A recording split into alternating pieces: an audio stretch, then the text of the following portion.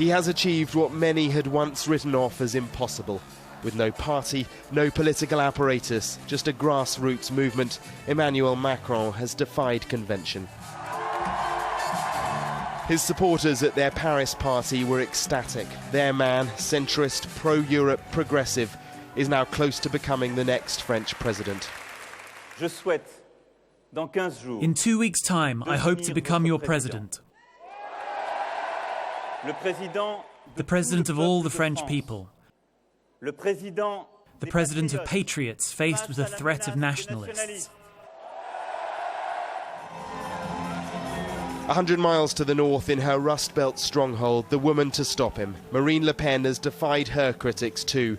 Those who said the Le Pen brand of far-right, anti-EU politics could never become mainstream, they were wrong.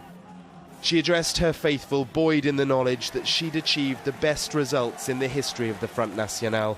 But her message was for those whose vote she now needs.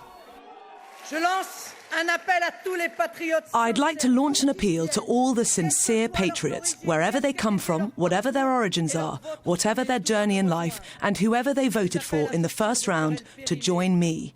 I'm calling on them to put aside old fights and misunderstandings, because you need to put the needs of the country first. That's what's important, what's truly essential. What's at stake is the survival of France. Among those celebrating, we found teacher Evelyn Pouet and her daughter. No, Marine is absolutely not racist. She doesn't want to deport people. It's just those that are in France illegally. And those, fundamentally, terrorists. There you go.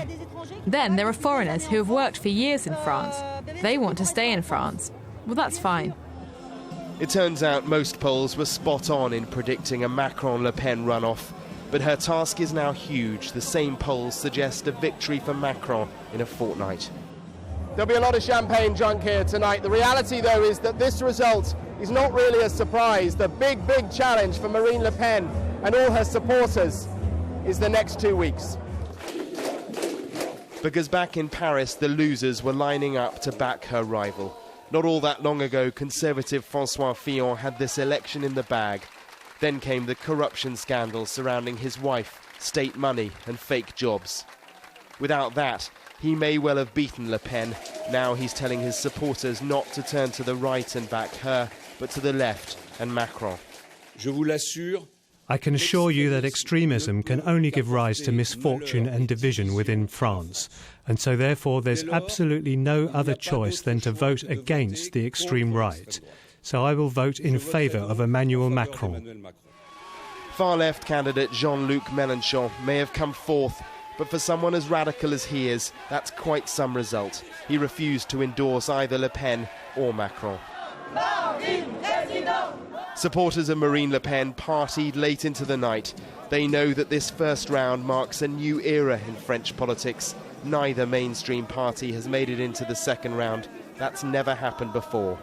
The winner, in 2 weeks, will determine the direction of France and of Europe. Mark Stone, Sky News, in France.